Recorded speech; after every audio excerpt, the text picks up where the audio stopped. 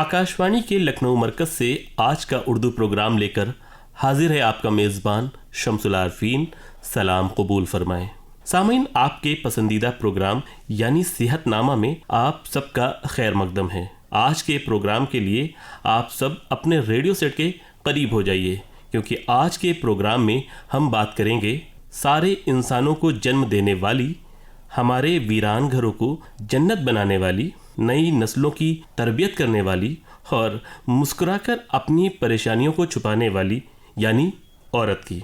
सामीन, औरत कभी माँ की शक्ल में, कभी बहन की शक्ल में, कभी बीवी की शक्ल में और कभी बेटी की शक्ल में हमारी ज़िंदगियों को मुकम्मल बनाती हैं। मगर अफसोस, अक्सर ख़वातीन अपने गमों को और मसाइल्स को छुपा ले जाती हैं, जिससे उनकी सेहत ख़तरे में पड़ जाती है।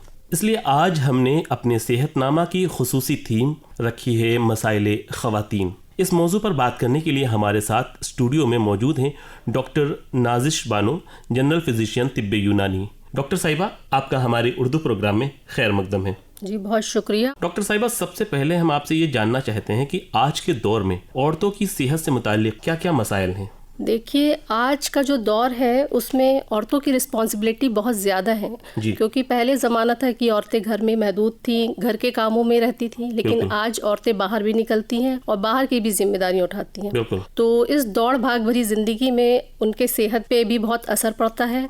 तो धीरे धीरे जब ये मसाइल्स बढ़ते हैं तब पता चलता है कि हाँ, ये परेशानियां हैं। तो आमतौर पे जो आजकल की औरतें जिन बीमारियों से लड़ रही हैं उसमें पीसीओएस, हार्मोनल इम्बैलेंस है जी, और खून की कमी, हड्डियों की कमजोरी, घुटनों में दर्द, कमर में दर्द। अभी एक बात कही, पीसीओडी और पीसीओएस। जी जी। अब ये पीसीओडी और पीसीओएस है क्या, और इनमें फर्क क्या है, इसका इलाज क्या होना चाहिए, A to Z जो इसकी चीजें हैं वो आप हमारे सामने को जरूर बताएं। ये पीसीओएस पॉलीसिस्टिक ओवेरियन सिंड्रोम इसका फुल फॉर्म होता है। ये हार्मोन्स की जो इरेगुलरिटी या इसको इम्बैलेंस कह लीजिए, ये होता है। ये औरतों में खास तौर से उनका लाइफस्टाइल जो होता है उस पे डिपेंड करता है जी। और ये वजह भी यही है कि जो आजकल की लाइफस्टाइल है, जो खाना है आजकल का, और औरतें ज्यादातर घर में रहती हैं, एक्टिविटी कम है और उनका खाना ऐसा है कि शुगर की मात्रा ज्यादा है, देखती नहीं मैदा है, तो इन सब से हार्मोन्स में गड़बड़ी पैदा होती है। और इससे क्या होता है, पीरियड से रिलेटेड कई तरह की परेशानियां होती हैं, जैसे ओलाइगोमेन्यूरिया की पीरियड्स का कम आना, देर से आना, पीरियड्स के समय दर्द होना, डिस्मेनोरिया, और इस तरह की परेशानियां बढ़ती हैं। ये पीसीओडी और पीसीओएस क्या दोनों एक ही चीज है? जी, लगभग बहुत जरा सा फर्क है। पीसीओएस जो सिंड्रोम होता है, इस तरह का एक उनका फेज होता है, एक नेचर होता है। ये पीसीओएस होता है अगर वही बीमारी का रूप ले ले, जैसे बहुत ज्यादा दर्द हो रहा है, सही से नहीं आ रहा है, कम आ रहा है, तो ये एक डिजीज बन जाती है। क्या ये ओवेरियन पर यानी कि उस जगह पर गांठ होती है? कैसे, मतलब इसको थोड़ा हमारे तमाम सामीन को आप जरा बताएं, क्योंकि वो कई बार मेडिकल टर्म्स या ऐसी जबान नहीं समझते। हम चाहते हैं आप उस पर भी रोशनी डालें कि ये सिस्टिक जो सिस्ट है, ये गांठ होती है कैसे, मतलब ये ओवरी जो औरतें का जो स्ट्रक्चर होता है उसमें जो अगर उनका हम रिप्रोडक्टिव ऑर्गन का जो बेस होगा वो ओवरी मानते हैं। हाँ, बच्चेदानी की जी, बच्चेदानी ओवरी जो होती है वो अंडे बनाती है औरतों के जिस्म में, और वो जो ओवरी में छोटी छोटी गांठें हो जाती हैं और कभी कभी जिसमें फ्लूइड भर जाता है, पानी भर जाता है, वो सिस्ट बन जाती हैं। ठीक है। और धीरे धीरे वैसे तो ये खत्म हो जाती हैं, इसमें डरने की बात नहीं है। 1 से 3 महीने लगता है, ये बनती हैं, खत्म होती रहती हैं। जी बिल्कुल, और इसमें डरने की कोई बात नहीं। लेकिन कभी कभी ये जो गांठें होती हैं ये थोड़ी बड़ी हो जाती है। यूट्रस जो कि रहम होता है औरतों का, जो गर्भाशय होता है जिसमें बच्चा जन्म लेता है, तो जो उसकी दीवार होती है उससे चिपक करके उसकी परत को मोटी करती रहती हैं, और उसमें खून है, फ्लूइड है, ये सब जमा होने लगता है और ये एक फाइब्रॉइड का रूप ले लेता है। तब ये खतरनाक हो जाता है। मतलब अगर वो ट्यूमर बनने लगता है तो क्या उसको ऑपरेशन कराना पड़ता है? नहीं, उसके लिए जांचें करवाइए, देखिए कि वो ऑपरेशन के लायक है। कभी कभी वो अपने आप ही ख़त्म हो जाता है। लाइफस्टाइल में चेंज करने से, थोड़ा एक्टिविटी बढ़ाने से, एक्सरसाइज करने से, खाने पीने की कुछ चीज़ें ऐसी लेने से वो धीरे धीरे ख़त्म भी हो जाता है। अगर वो बना हुआ है, वो तकलीफ़ दे रहा है, तब हम आगे का ये सोचते हैं कि उसको ऑपरेट करवाने की ज़रूरत है। इन गांठों की मैडम पहचान कैसे करें? आम आदमी जिसको अभी ना अल्ट्रासाउंड का पता है, ना वो खून की जांच करा रहा है, तो कैसे उसको पता चलेगा कि उसको ऐसी दिक्कत है या अगर दर्द हो रहा है, कि इसके सिम्टम्स क्या हैं, वो आप हमारे सामने को बताएं। हाँ, देखिए, सबसे पहला सिम्टम तो पीरियड ही की गड़बड़ी हो जाएगी। औरतों की जो माहवारी है, जो मासिक धर्म है, वो गड़बड़ हो जाएगा। कभी 15 दिन में आ गया, कभी 2-3 महीने में एक बार हो रहा है, कम हो रहा है, कभी ज्यादा हो रहा है। उनको पेट के एक तरफ दर्द बढ़ जाता है, भारीपन महसूस होता है, कभी कभी उल्टी जैसा लगता है। तो इस तरह के लक्षण होते हैं, तब औरतें आती हैं और अपनी तकलीफ बताती हैं। तो उनकी हिस्ट्री लेकर के अल्ट्रासाउंड करवाना जरूरी हो जाता है। तो उसमें फिर ये आ जाता है कि आपके सिस्ट है, फाइब्रॉयड है, बल्कि यूट्रस है, इस तरह की अगर ऐसी चीजें हैं, पीसीओडी हो या खाली सिस्ट हो या बल्कि यूट्रस हो, तो ऐसी चीज में हैज पर प्रॉब्लम आती है, हैज की परेशानी बढ़ जाती है, आगे पीछे हो सकता है। बिल्कुल। अभी आपने एक चीज बताई थी, एनीमिया, कि ऐसा आजकल की खवातीन में अक्सर हो रहा है। एनीमिया क्यों होता है, इसकी बड़ी वजह क्या है और इसका ट्रीटमेंट क्या है? कि एनीमिया मींस हीमोग्लोबिन कम हो जाता है ब्लड में, और औरतों में ज्यादा इसलिए होता है क्योंकि वो हर महीने उनके साथ जो एक मेंस्ट्रुअल साइकिल वाली फेज होती है, उसमें ब्लड लॉस होता है, प्लस वो थोड़ा खाने पीने में गैर जिम्मेदार होती हैं, अच्छी चीजें नहीं खाती हैं जो कि ताकत देती हैं, न्यूट्रिशन वाली चीजें नहीं खाती हैं। और ये आपका तजुर्बा भी है? जी बिल्कुल, तजुर्बा। आप तो इसको बहुत अच्छे से जानती हो और आप बता सकते हैं। मेरे पास लड़कियां आएंगी, चाट बताशा टिक्की जरूर खाएंगी, लेकिन पालक और सब्जियां नहीं खाएंगी, फ्रूट्स नहीं खाएंगी, कहेंगी अरे फल तो खाती नहीं है। तो उनको हमको समझाना पड़ता है कि ये बहुत ज़रूरी चीज़ें हैं। हाँ। आज अगर आप ये अपने आप को ज़िंदगी में शामिल कर लेंगी तो आगे जाकर के आपकी बॉडी मजबूत रहेगी। बिल्कुल सही बात है। हम आपसे ये जानना चाहेंगे, अभी आपने बच्चियों की बात की है, 12, 13, 14 साल की बच्चियों को किस तरह की परेशानी आती है, बिलखुसूस इसी मौजू पर जिस पर हम बात कर रहे हैं, अय्याम हैज में उनको किस तरह की परेशानियां सामने आती हैं, दरपेश आती हैं? अक्सर हमारे पास लड़कियां 12-13 साल की आती हैं और उनकी मदर्स कहती हैं कि बहुत अभी पीरियड शुरू हुआ, 1-2 महीना, 5 महीना, 6 महीना, उसके दर्द बहुत ज्यादा होता है, हैवी ब्लीडिंग होती है, और थोड़ा लड़कियां स्ट्रेस में रहती है, डिप्रेशन में रहती है। उनको ये सोच करके कि ये शुरुआत क्या हुई है, कैसी है, तो अभी पता भी नहीं होता। तो एक जो सोच होती है उसकी वजह से वो स्ट्रेस में भी रहती हैं और उनको दर्द तकलीफ होती है उन दौरान, और खून की भी कमी होती है, वीक होती हैं। तो इस तरह की परेशानियां ज्यादा होती हैं, मतलब डिस्मेनोरिया, पॉलीमेनोरिया। जी। ऐसा कहा जाता है कि 24 घंटे पहले ही ऐसे दर्द शुरू हो जाते हैं, एब्डोमिनल पेन, पेट पे दर्द होना, कमर पे दर्द होना। एक चीज और डॉक्टर साहिबा सामने आती है, अक्सर गांव के इलाके में जब भी ऐसी दिक्कतें होती हैं तो लड़कियां जाकर मेडिकल स्टोर से कुछ मेडिसिन ले लेती हैं, पेन किलर्स जैसे वो डाइसाइक्लोमिन, मेफेनामिक एसिड, ये ले लेते हैं। क्या ये सही है?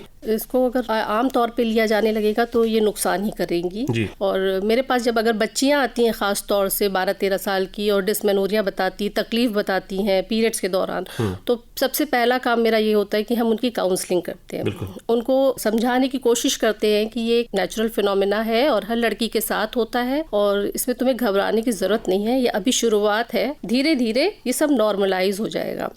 और बहुत तकलीफ हो तो गर्म पानी की बोतल से हम सिकाई बताते हैं कि पेल्विक साइड पे आप सिकाई कर लीजिए पेट की, और बहुत ज्यादा तकलीफ हो तो 1 या 2 खुराक की हम रिकमेंडेशन करते हैं। इसके अलावा हम मना करते हैं कि कोशिश करो बगैर दवा के, तुम ये 2 दिन झेलने होते हैं, उसके बाद 5 दिन जो आगे गुजरने होते हैं वो आराम से गुजर जाते हैं। और कभी कभार लड़कियां मेरी बात समझती हैं और खुद ही कहती कि अब हम दवा नहीं खाते हैं। बिल्कुल। बच्चियों की हमने बात की, लेकिन अब एक सवाल आ रहा है, जो 40 प्लस की खवातीन हैं जो मेनोपॉज के दौर से गुजर रही हैं, उनको क्या करना चाहिए? उनके लिए खास मशवरा आप क्या देंगी? हमारे इंडिया में 45 से 55 साल की उम्र जो बीच का दौरान होती है वो मेनोपॉजल स्टेज मानी जाती है औरतों की। जब 1 साल से ज्यादा हो जाता है, पीरियड्स नहीं आता, तो वो मेनोपॉज में मानी जाने लगती है। और उससे 2-4 साल पहले का जो टाइम होता है वो पेरी मेनोपॉज कहलाता है, यानी उसमें सिम्टम शुरू हो जाते हैं। और ये एक बहुत टफ फेज होती है इन महिलाओं के लिए। उसमें कई चीजें होती हैं, कई बदलाव होते हैं जिससे उनको गुजरना पड़ता है। और कई महिलाएं जो होती बहुत ज्यादा तकलीफ झेलती, कई महिलाएं आसानी से पार कर लेती हैं। और इसमें क्या होता है कि जब पीरियड्स रुकने लगते हैं तो हार्मोन्स कम होने लगते हैं, हार्मोन का लेवल कम होने लगता है, और एस्ट्रोजन हार्मोन हमारी हड्डियों की डेंसिटी को भी बढ़ाता है। तो इसका नतीजा ये होता है कि हड्डियां कमजोर होने लगती हैं, ऑस्टियोपोरोसिस की शिकायत हो जाती है, ऑस्टियोआर्थराइटिस हो जाती है, जिसकी वजह से उनके कमर में दर्द, घुटने में दर्द, काम में दिल नहीं लगता है, थकावट महसूस होती है। तो इस तरह की परेशानियां आती हैं इन औरतों में। जब अभी मैं इस प्रोग्राम के लिए आ रहा था तो एक खातून मिली और उन्होंने मुझे अपनी परेशानी बताई। जब उन्हें पता चला कि मैं एक लेडीज़ डॉक्टर से बात करने जा रहा हूँ, गुफ्तगू करूँगा अपने प्रोग्राम के लिए, तो उन्होंने एक अपनी प्रॉब्लम मुझे बताई और कहा कि डॉक्टर साहिबा से ज़रूर मेरे बारे में जिक्र करना। उनकी उम्र 60 साल है, लेकिन अचानक उनको 2-3 दिन से हैवी ब्लीडिंग शुरू हो जाती है, और इस कदर होती है कि वो बता रही थी कि अय्याम हैज़ में भी उनको ऐसी ब्लीडिंग नहीं हुई जैसी अब हो रही है, और उनको वही एब्डोमिनल पेन हो रहा है और सारी दिक्कतें जो आमतौर पर होती है। उन्होंने USG कराई अपनी, तो उसमें बल्कि यूट्रस वगैरह और एंडोमेट्रियम वगैरह कुछ जमा हुआ था, गाढ़ा हुआ था। उनका जो TSH लेवल था वो 5 से ऊपर जा रहा था। ऐसी सूरत हाल में उनको क्या ट्रीटमेंट करना चाहिए और किस तरह से उनको अपने आप को मेंटेन करना चाहिए कि ये परेशानी भी उनकी चली जाए और जो दोबारा ना है? देखिए, वो आप बता रहे 60 साल की एज उनकी आप बता रहे हैं, और उनको पीरियड्स रुक गए होंगे, हमें लग रहा 5-4 साल हो गया होगा, लेकिन उनकी एकदम हैवी ब्लीडिंग हुई है। तो ये देखिए सोचने की विषय है, और इसमें बिल्कुल भी लापरवाही नहीं करनी चाहिए।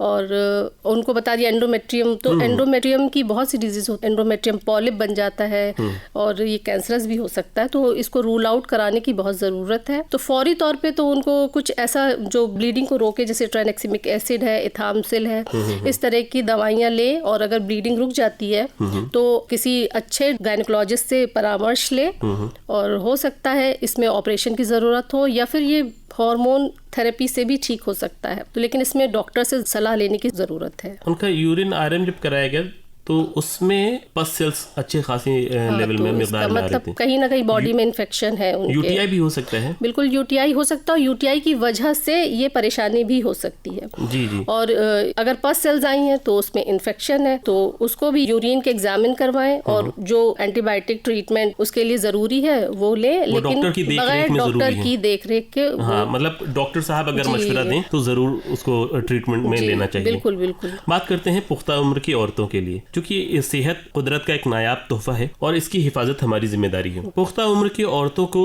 किस तरह के टेस्ट रेगुलर कराने चाहिए? देखिए, हाँ, एक एज के बाद बहुत ज़रूरी हो जाता है कि हर 6 महीने पे आप रूटीन चेकअप करवाएं जी, जिसमें हर साल में या हर 2 साल में हम एक सर्वाइकल कैंसर के चांसेस बहुत होते हैं। औरतें आखिर में उनके कैंसर की शिकायत, सर्वाइकल कैंसर जो औरतों का रिप्रोडक्टिव सिस्टम होता है उसमें नीचे का हिस्सा होता है, उसको सर्विक्स कहते हैं। जी। अक्सर उनमें इन्फेक्शन हो जाता है और वो कैंसर का रूप ले लेता है। शुरुआत में औरतें इग्नोर करती हैं, बताने में शर्म महसूस करती है, लेकिन जैसे जैसे उनकी उम्र बढ़ती है उनको ज़्यादा दिक्कतों का सामना करना पड़ता है और ये कैंसर का भी रूप ले सकती है। तो एक पेप स्मीयर टेस्ट होता है जिसमें इसके जाँच होती है, वो ज़रूर करवाना चाहिए 1 या 2 साल में। और विटामिन डी और B12 की जाँच ज़रूर करानी चाहिए, क्योंकि हड्डियाँ दिन ब दिन कमजोर होती रहती हैं, तो इसके लिए सप्लीमेंट लेने की जरूरत है। लेकिन कोशिश करना चाहिए कि हर साल एक बार इसका भी टेस्ट करवाएं। और लड़कियों में और औरतों में भी खासतौर से ब्रेस्ट कैंसर के भी केसेस बढ़ रहे हैं। हाँ, ये अवेयरनेस की कमी की वजह से है। तो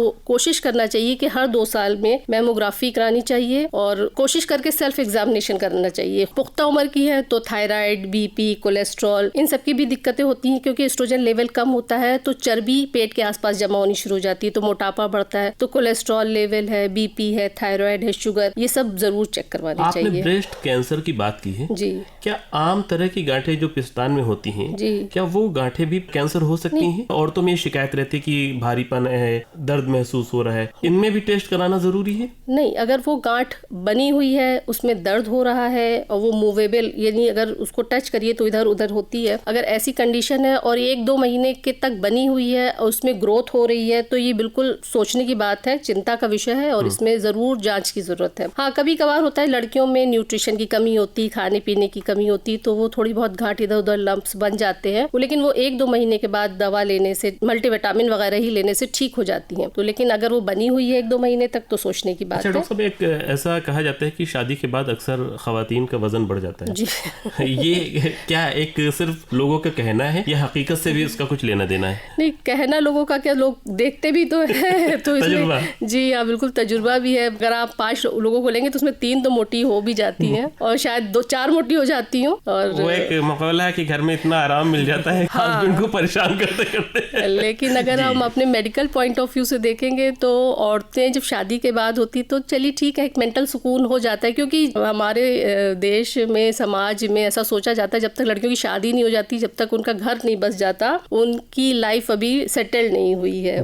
तो एक मेंटल सुकून तो आ ही जाता है औरतों को कि हाँ चलो मेरी शादी हो गई है, अब कोई टेंशन नहीं है। तो एक टेंशन नहीं होता उसमें। ये तो है कि थोड़ा सुकून से इंसान जब खाएगा तो वो जिस्म में लगेगा। इसके अलावा जब प्रेगनेंसी आती है या अगर उनको प्रेगनेंसी नहीं चाहिए होती तो कॉन्ट्रासेप्टिव पिल्स लेती हैं, तो हार्मोन्स का फिर एतदाल बिगड़ता है और इसकी वजह से भी मोटापा आता है। प्लस अगर 30 के आसपास की औरतें हैं तो थायराइड का खतरा रहता है, शुगर का खतरा रहता है। आजकल तो बड़ी जल्दी डायबिटीज भी हो जाती है लोगों को। मैडम, यहाँ से एक बात निकल के आ रही है कि शादी के कितने दिनों बाद आमतौर पर प्रेगनेंसी कंसीव हो जाती है या हो जानी चाहिए? अगर आप कुछ कॉन्ट्रासेप्टिव, कुछ आप प्रिवेंशन नहीं ले रही हैं तो शादी के 2-3 महीने के अंदर ही आप कंसीव कर सकती हैं। अगर आप फर्टाइल है, आपको कोई प्रॉब्लम नहीं है, तो हमें नहीं लगता कि 2-3 महीने से ज्यादा। और अगर इससे ज्यादा हो तो फिर वो डॉक्टर से मिले? हाँ, अगर 1 साल से ज्यादा, 1 साल तक वेट करना चाहिए और नेचुरल तरीके से सोचना चाहिए। लेकिन अगर 1 साल से भी ज्यादा हो गया तो हाँ, थोड़ा आपको कंसल्ट करने की जरूरत है डॉक्टर से। जो औरतें हामिला हैं, किस चीज का ख्याल रखना चाहिए? किस तरह की डाइट लेनी चाहिए? क्या एक्सरसाइज उनके लिए सही है या नहीं है? जो अभी 3, 4, 5 महीने की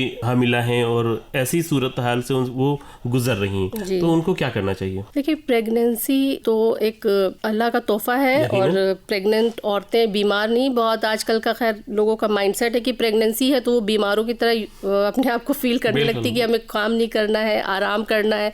लेकिन ऐसा नहीं है। प्रेग्नेंट औरतें हैं तो शुरू के 3 महीने खास ख्याल रखना चाहिए। उनको एक अच्छी डाइट, न्यूट्रिशियस डाइट लेनी चाहिए जिसमें दाल, सब्जी, फ्रूट्स, अनाज और नट्स होने चाहिए, दूध, पनीर, इस तरह की चीजें खानी चाहिए। अगर उल्टी मतली जैसी शिकायत है शुरू के 3 महीने में तो ब्रेक करके उनको मील लेना चाहिए।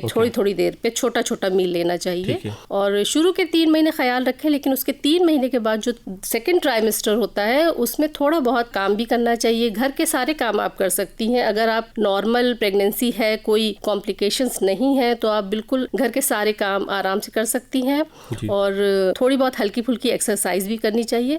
इससे आपकी डिलीवरी ही आसान होगी, बाकी और कोई परेशानी नहीं होगी। प्रेगनेंसी से जुड़ी एक और सवाल मेरे सामने आ रहा है, IVF। ये IVF क्या है मैम? इसके बारे में जरूर बताएं। इसका full form in vitro fertilisation होता है। इसको टेस्ट ट्यूब बेबी भी कहा जाता है। जो औरतें प्रेग्नेंट नहीं हो पा रही हैं, कोई दिक्कत आ रही है उनकी प्रेगनेंसी में और कभी कभी मेल्स में कुछ कमी होती है, प्रेगनेंसी नहीं हो रही है, औरतें कंसीव नहीं कर पा रही हैं, तो इसमें क्या करते हैं, एक प्रोसीजर होता है, एक मेडिकल टेक्निक होती है जिसमें औरतों के ओवरी से अंडे निकाल करके उसको लैब में मेल स्पर्म के साथ मिलाया जाता है, फर्टिलाइज किया जाता है और जो एम्ब्रियो बनता है उस एम्ब्रियो को वापस उस महिला के यूट्रस में इम्प्लांट कर देते हैं और फिर जैसे नॉर्मल प्रोसीजर प्रेगनेंसी का होता है उसी तरीके से वो प्रेगनेंसी कंसीव कर लेती है और वो नॉर्मल डिलीवरी या सी सेक्शन डिलीवरी ये सब हो जाता है। और हम आपसे ये जानना जरूर चाहेंगे कि इसका टोटल खर्च कितना है? क्या ये पेनफुल है? ये पूरा प्रोसीजर क्या है?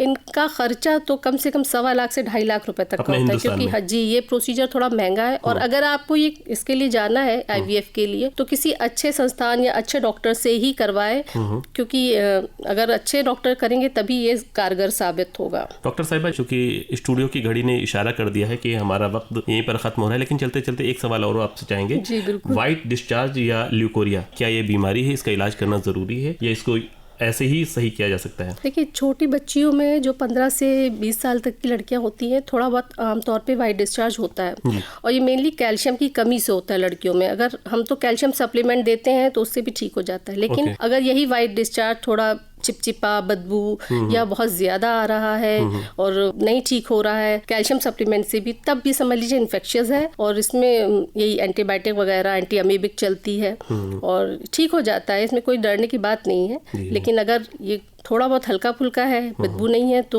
छोड़ सकते हैं इसको, कैल्शियम सीधे खाइए। डॉक्टर साहिबा, इतनी कीमती जानकारी देने के लिए, इतनी मालूमात फराहम करने के लिए आपका बहुत बहुत शुक्रिया कि आप हमारे स्टूडियो में तशरीफ लाईं। सामीन, ये था हमारा आज का खुसूसी सेहतनामा मसाइले ख़वातीन। इस मौजू पर हमसे बात कर रही थी मोहतरमा डॉक्टर नाजिश बानो साहिबा, जनरल फिजिशियन तिब्बे यूनानी। कैसा लगा हमारा आज का उर्दू प्रोग्राम? अपने तासुरात हमें इस मेल आईडी पर मेल कर सकते हैं। हमारी मेल आईडी है kklsurdu@gmail.com। अगर आप अपने पैगाम हमें व्हाट्सएप पर भेजना चाहते हैं तो हमारा व्हाट्सएप नंबर है 7991778157। इसी के साथ आज का उर्दू प्रोग्राम यहीं पर इख्तिताम पजीर होता है।